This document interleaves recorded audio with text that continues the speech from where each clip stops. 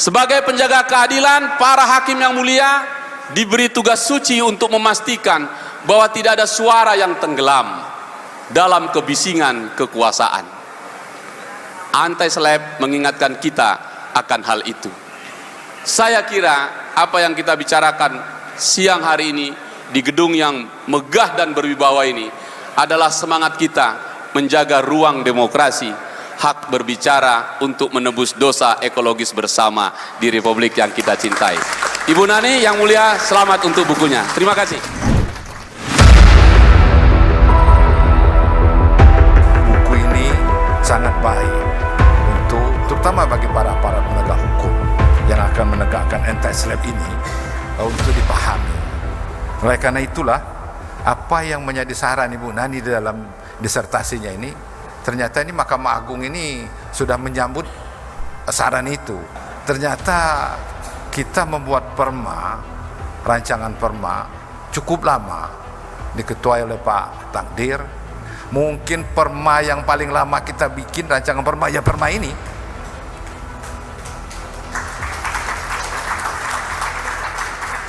Karena isi perma itu bukan hanya di peradilan umum saja, semua peradilan ada di situ. Sehingga kita bahas ketika rapim di Mahkamah Agung ini, rapimnya juga tidak cukup sekali, sampai berkali-kali kita tunda. Dan juga ketika disusun oleh Pokja, ini juga cukup lama. Nah ternyata ranperma kita ini juga merupakan pelaksanaan atau tindak lanjut dari apa yang disarankan oleh Bu Nani dalam bukunya ini. Nah, memang anti-SLAPP ini tidak banyak diketahui oleh kawan-kawan kita. Oleh karena itu, dengan adanya buku ini, mudah-mudahan ya tidak lama lagi lah, mungkin bulan ini juga ranperma itu sudah jadi perma. Karena saya sudah menandatangani rancangannya itu setelah diharmonisasi di Kumham. Kemungkinan 3-4 hari yang lalu saya sudah tanda tangan itu, dan sudah kembali lagi ke Kumham. Tadi sudah diberitakan sudah dapat nomor, itu artinya dalam waktu dekat segera akan disahkan. Nah tentu sebaik apapun tulisan yang dibuat di dalam buku ini, sebagus apapun perma yang kita bikin, kalau tidak tersosialisasi dengan baik, itu tidak ada gunanya. Nah oleh karena itu, betul hari ini gaungnya besar. Saya apresiasi Bu Nani minta supaya ini divirtual ke seluruh Indonesia. Saya sambut, karena ini barang baru, supaya seluruh Indonesia, para hakim kita ini mengetahui ada ini.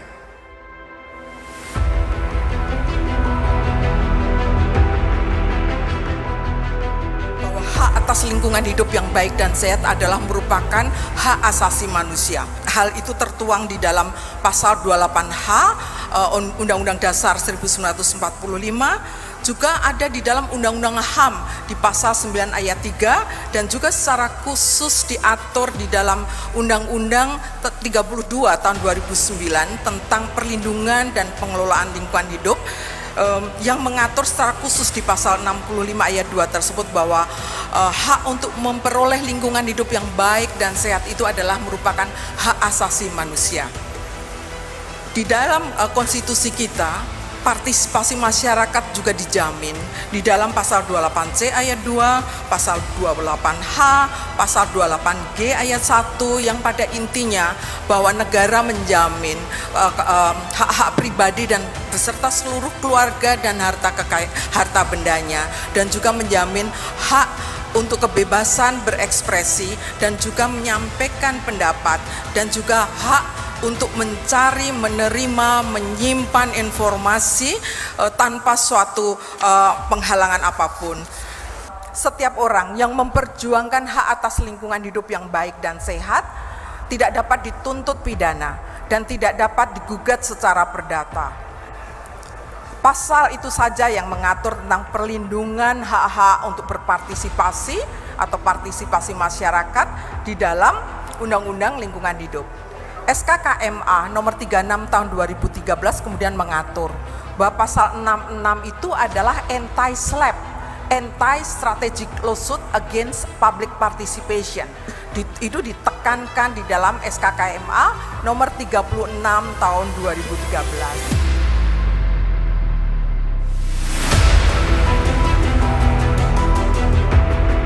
LHK bersama-sama DPR membuat kebijakan ini tahun 2009, kemudian 2013.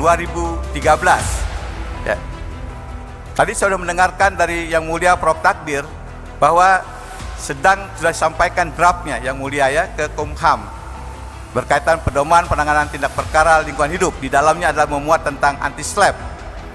Kami telat satu langkah. Kami sedang memfinalisasinya di KLHK, belum ke Kumham. Jadi kita beri aplaus pada teman-teman MA. Ya, ini benar-benar MA ini benar-benar green ya. Mudah-mudahan dalam 1-2 minggu depan kami bisa mengikuti jejak dari Mahkamah Agung. Terima kasih sudah menjadi role model kami untuk mendorong penguatan demokratisasi perlindungan dan pengelolaan hidup di Indonesia ini. Ini adalah perjuangan kita bersama-sama dan perjuangan tidak akan pernah berhenti ya sampai kita bisa mewujudkan hak setiap orang untuk mendapatkan lingkungan hidup yang baik dan sehat, sampai kita bisa melihat keluar sini langit Jakarta itu biru. Terima kasih kepada teman-teman semua.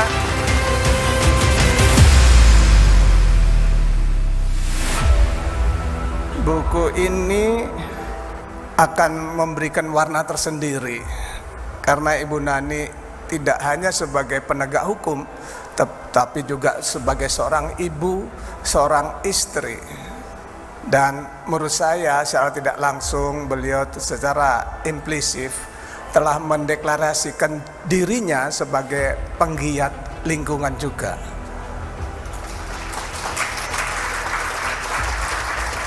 Bahwa sebagai Wakil Ketua Mahkamah Agung saya mengapresiasi sekali lagi buku ini karena buku ini menyimbolkan kontribusi yang hampir paripurna dari seorang hakim, terutama hakim perempuan. Menurut pengamatan saya sudah cukup lama bekerja sama dengan Bu Nani, bergaul dengan Bu Nani.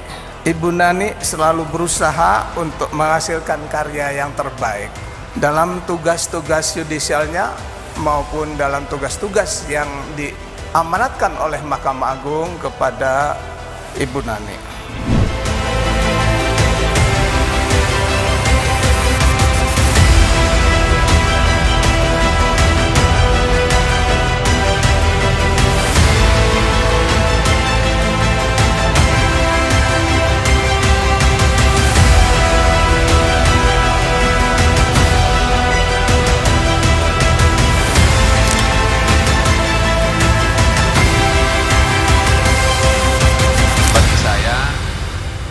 Ruang persidangan, ruang rapat-rapat di Komisi 3 terlalu pendek untuk kita mencurahkan pikiran yang besar. Sebaliknya buku adalah ruang tanpa batas untuk melepaskan pikiran membangun bangsa. Karena itu saya mengucapkan selamat Ibu Nani yang mulia. Juni 2022 tahun lalu, saya ingat betul perdebatan kami di Komisi 3. Saya salah satu di antaranya yang mendebat dan bertanya kepada beliau, masih dalam statusnya calon Hakim Agung. Selanjutnya kami persilahkan Nani Indrawati SHM Hum, Kamar Perdata. Saya buka semua catatan KY yang disampaikan oleh sahabat saya, Ibu Sukma. Saya buka semua rekomendasinya dan saya buka semua jalan pikirannya. Hanya dalam tempo 1 tahun kurang 4 hari sebagai Hakim Agung, ternyata pikiran-pikiran beliau yang dijanjikan di hadapan Komisi 3 dia tunaikan dengan sempurna lewat buku yang menurut saya luar biasa ini. Jikalau kita tarik ke belakang, sesungguhnya sahabat saya Mas Ota ini adalah aktor intelektualnya dari semua ini. Sejak tahun awal-awal sebelum reformasi sampai reformasi, gerakan melakukan perubahan di Indonesia yang paling efektif adalah lewat jalur lingkungan. Perjuangan lingkungan ini luar biasa. Suatu ketika kami berdiskusi di ICL dan kawan-kawan yang lain, semua berpikiran bagaimana melahirkan undang-undang yang melindungi lingkungan hidup. Selesai. Yang kedua, bagaimana menghadirkan hakim-hakim yang ada di ruang-ruang pengadilan menjalankan undang-undang itu.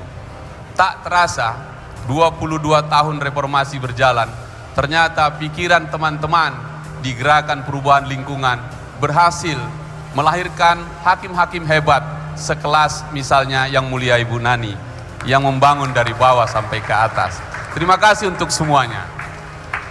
Dari situ saya bertanya-tanya dan menangkap pikiran ini. Ketika Ibu Nani tanya saya, Bang Hinca ada waktu? Yes, saya ada waktu. Dikirim bukunya, bagus sekali, ada lagi tas kecilnya, dibuat dari pandan. Saya baca tadi malam sampai selesai. Benar, Yang Mulia Ketua Kamar Pidana dan Perdata, saya membaca juga di paling akhir, yaitu harapan dia jangka panjang dan harapannya jangka pendek, yang semua peluru itu dilemparkan kembali ke DPR. Karena itu dengan tulus dan ikhlas saya menerima pikiran-pikiran ini. Untuk jangka panjang proses legislasinya mungkin panjang memang Yang Mulia Ketua Mahkamah Agung dan seluruh Yang Mulia, masih terlalu panjang. Tapi yang di depan mata hari ini di DPR, kami sedang membahas dan menyiapkan, bahkan panjanya sudah ada, menuntaskan Kitab Undang-Undang Hukum Acara Perdata. Saya kira kalau permanya hari ini sudah pergi ke Kementerian Hukum dan HAM dan tinggal diundangkan, pikiran saya yang paling singkat usulan ini, seperti harapan juga Bapak Ketua dan Wakil Ketua Yang Mulia, mengangkat norma perma ini ke dalam norma dalam Undang-Undang Hukum Acara Perdata.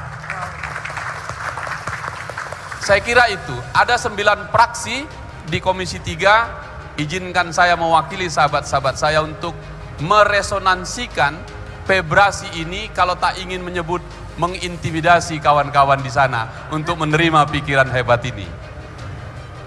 Berikutnya, saya pikir-pikir memang, setelah saya baca pasal 66 itu, undang-undang ini 2009, sudah 14 tahun berjalan.